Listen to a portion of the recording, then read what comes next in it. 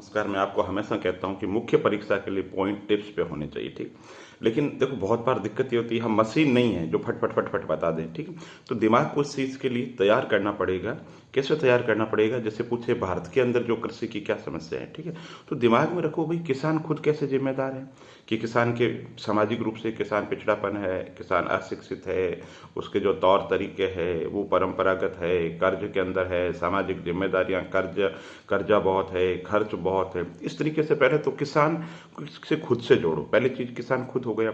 दूसरा जोड़ो सरकार से, कहा है तो भूमि सुधार कार्यक्रमों की बात करो, है ना, प्रशासनिक मशीनरी की छोटी मोटी बात करो। इस तरीके से प्रशासनिक व्यवस्था और राजनीतिक दूरदर्शिता की कमी, है ना, एक उचित नीति की कमी, इस तरीके की चर्चा करो। दूसरी बात होगी।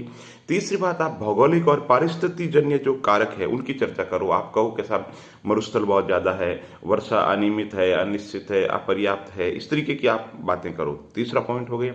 चौथे पॉइंट के अंदर आप करो संसाधनों का रोना, है ना, कि साहब वित्त की कमी है किसान के पास में, ठीक है, मूल्य नहीं मिलता उसको, ठीक, मूल्य क्यों नहीं मिलता उसकी चर्चा करो। तो कहने का मतलब अब ये 4 पॉइंट हो गए आपके पास में, फिर पॉइंट के सब पॉइंट बना दो। तो ये चीज क्लियर होगी। अब देखो, एक दुनिया में सबसे बड़ी जो प्रॉब्लम होती है ना, कोई भी टॉपिक पूछे, ठीक, तो सबसे बड़ी प्रॉब्लम क्या होती है उसके लिए? पैसा सबसे बड़ी प्रॉब्लम है, इंफ्रास्ट्रक्चर की कमी सबसे बड़ी प्रॉब्लम है, ठीक। तो कृषि में भी ये बात कह सकते हैं कि हमारा इंफ्रास्ट्रक्चर कमजोर है, कोल्ड स्टोरेज है नहीं, उचित मूल्य मिल नहीं पाता, फसलें खराब हो जाती है।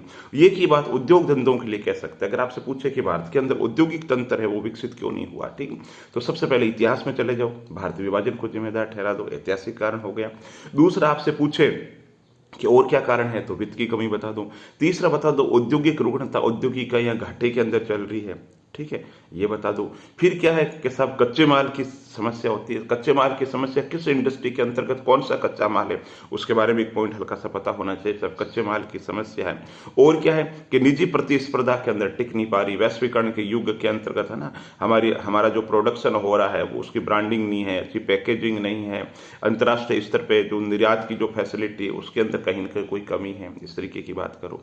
लेबर की जो प्रॉब्लम है उसकी बात कर दो। विषमता बहुत है, जहां उद्योग है वहां है ना, और कुछ जगह हैं जहां बिल्कुल नहीं है। तो ये विषम, आर्थिक जो विषमता तो है ही, आर्थिक विषमता के साथ में से हम कहेंगे क्षेत्रीय विषमता बहुत है उद्योगों के अंदर। जहां विकास हुआ वहां बहुत हुआ, जहां नहीं हुआ वहां कोई भी उद्योगपति है जो रुचि नहीं ले रहा, ठीक। प्रशासनिक मशीनरी लेवल पे छोटी मोटी कमियां बता दो कि साहब, है ना, कोटा राज है, छोटा मोटा इंस्पेक्टर राज है, नियम और प्रक्रियाओं के अंतर्गत, है ना, उलझा रहता है व्यापारी, ये दिक्कत बता दो, है ना। टैक्सेशन, टैक्स टेरिज्म की छोटी मोटी चर्चा कर दो।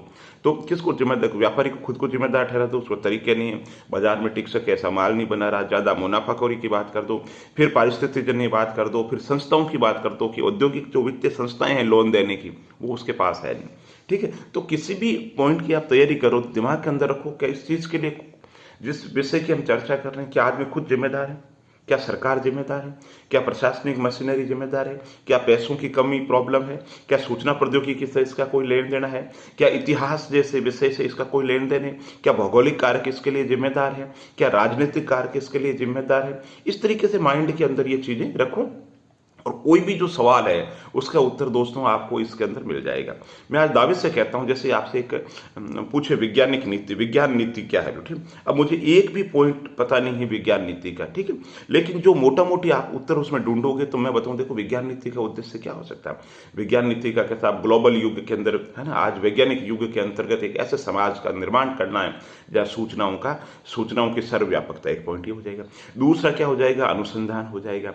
तीसरा, विज्ञान नीति के अंदर क्या हो जाएगा, रिसर्च को बढ़ावा हो सकता है, रिसर्च के अंदर मैगजीन हो सकती है, फंडिंग की व्यवस्था हो सकती है, ये व्यवस्था हो सकती है, ठीक। तो अनुसंधान पे ज्यादा से ज्यादा जोर, वैज्ञानिक जो सोच है, वैज्ञानिक सोच है उस पर ज्यादा से ज्यादा जोर। तो इस तरीके के पॉइंट आ जाएंगे। अब आपसे पूछे महिला नीति, तो सारे पॉइंट थोड़ी रटोगे। महिला के अंदर वो की वर्ड देख लो कौन कौन से, महिलाओं के सर्वांगीण विकास की बात हो सकती है, महिलाओं के आर्थिक विकास की बात हो सकती है, जेंडर बजटिंग की बात हो सकती है, ग्रामीण और शहरी क्षेत्र के अंतर्गत जो भेद है, बिल्कुल शहरी क्षेत्र के महिला तो बढ़ रही, ग्रामीण की अभी भी नहीं है, तो वो पॉइंट आपके आ सकता है ना। इसी तरीके से शिक्षा नीति की बात करें तो शिक्षा नीति के अंदर भी क्या होगा, शिक्षा नीति में सेम वही पॉइंट कर दो कि साहब शिक्षा के सामाजिकरण की जो बात है वो है, जो गैप है उसको खत्म करने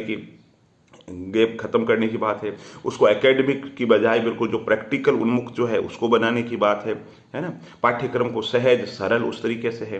तो जब पढ़ो तो उसमें ध्यान से पढ़ो, कॉमन पॉइंट फिट रखो। बिल्कुल मान लो कि साहब ये मेरे कॉमन पॉइंट है ना, ये मेरे काम आ रहे हैं कि नहीं। कुछ कॉमन पॉइंट ऐसे होंगे, धर्म सुधार आंदोलन में भी काम आ जाएंगे, पुनर्जागरण के अंदर भी काम आ जाएंगे, कृषि उद्योग व्यापार वाणिज्य के अंदर भी काम आ जाएंगे, यहाँ तक कि कभी कभी तो विज्ञान के अंदर भी काम आ जाएंगे। तो तैयारी इस तरीके से कीजिए।